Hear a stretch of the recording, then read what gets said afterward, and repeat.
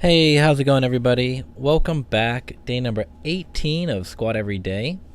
And what I have for you today are pause back squats and some deadlifts. These pause squats we're going to be holding for 5 seconds. Now, you may notice the rep scheme I have down below says 7 sets at 5 reps.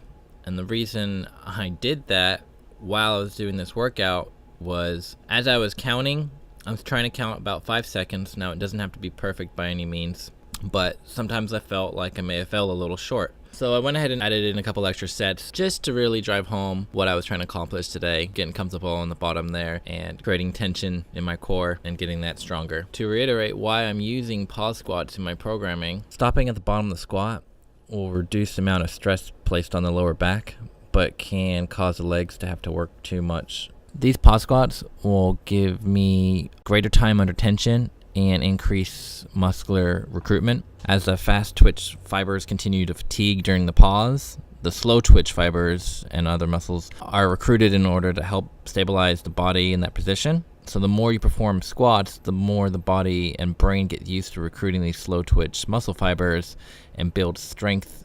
This allows you to build horsepower out of the hole.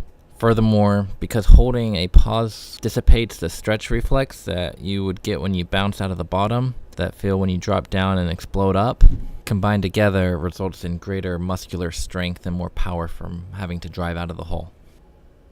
Or more simply put, it makes you strong, so do them. Now, 5 seconds can be a long time when you have that weight on your back. So if you need to deload or even switch down to 3 seconds, 2 seconds, I would probably deload first. But if you need to switch any of those two things up, by all means, go ahead and do that. Do whatever feels best for you and what allows you to do the reps with good form. That's the important part. The idea is to get stronger, but not to take on more than what your body can handle as far as being under tension like that. So do what's safe for your body, do what's safe for yourself. Remember, if you hurt yourself, you won't be doing much at all. I can't stress how important keeping good form and being safe is. Think about the long-term goals and the big picture, not about trying to do a lot of weight on that day. Just because pause squats feel a lot different than normal squats. If you were to do a 5x5, you might be able to pop out 5 reps nice and easy with a heavier weight. I know 245 wouldn't be a problem for me to go ahead and do those with, but I'm doing 205 here because I'm pausing for so long. That's what I felt was most comfortable for me. Also, with doing these squats every single day, my lower back is something I have to baby or be careful of. I don't want to do anything stupid. So with that being a little fatigued, this weight is what I felt was going to work best for me.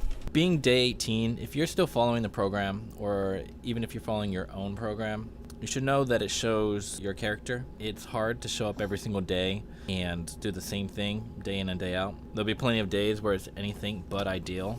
Most people will take the path of least resistance, but in resistance training, that's not going to get you very far. By the end of the 30 days, you'll see what you're capable of. Mentality is everything. I don't mean to sound like Les Brown or Tony Robbins, although they are very motivating and everything they say is, in my opinion, absolutely 100% true. Motivation typically only gets you going. It's consistency that equals results, but it's true. When you wake up, there is no, do I feel like squatting today? There is only, okay, I have squats today. It's like your second job. There is no option for failure. This is the mentality of an athlete. This is what you signed up for. Doing something every day, so squatting every day, you're going to become, I'd go as far to say that you're going to become a bit of an expert at it. Usually when people say, oh, that person's been doing this for so many years and something like that, the more time you do something, the more you learn. So if you're doing something day in and day out, you're going to learn a lot very, very quickly. People then look to you and come to you as the authority figure for that subject, seeking your guidance and your help, just like you would with anything else in life. If you didn't know as much as the next person, you'd probably ask them. I saw an interview once where people asked Rich Frowning, how did you become so good at this or that or the other? And he said that repetition was key. He would just do it again and again and again 1,000 times until, he got it down and he's still working on it. So again, if you want to get your squat better, doing it each day, I feel is a great way to make some significant gains and improvements on the whole. Side note, if you don't know who Rich Frowning is, shame on you. Shame, shame, shame.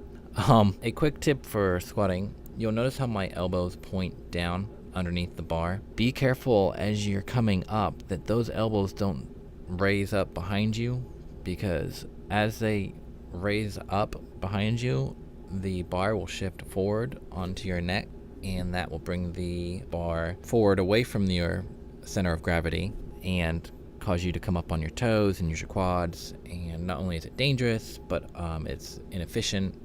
If you watch any world famous lifter or any professional lifter, you're going to see that they keep those elbows where they need to be so they can drive through the hills, keeping that bar midfoot. So that might be something that maybe some of you doing if you notice that you come up on your toes. I come up on my toes all the time when I squat, whether it's due to lack of flexibility, or sometimes I'm just being quad dominant, or maybe my elbows come up a little high. There could be lots of things. So when you're squatting, it's a balancing act that you're having to think of doing all these different things all at once, at least to the point where you get good enough at it, or you're doing it every day, to where you don't really think of it, but you'll notice if something's off, or if you fail a lift, or if a lift felt funny.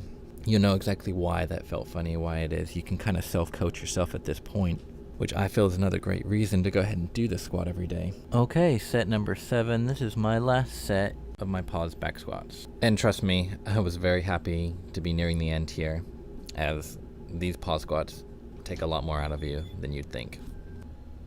Moving on to deadlifts, got a simple 5x5 at around 255 pounds. These were nice and easy. I moved through these pretty quickly. 255 pounds is not a lot of weight in respect to my 1 rep max. The good thing about lower weights is that you can concentrate on form. Now, my back might look a little rounded, but I think my back is just a little bit rounded. Normally, my shoulders come forward a little bit. Definitely flying through these, not a problem. If you feel good on this day, by all means, step it up a little bit, as long as you can move through the set fairly easily still, and with good form.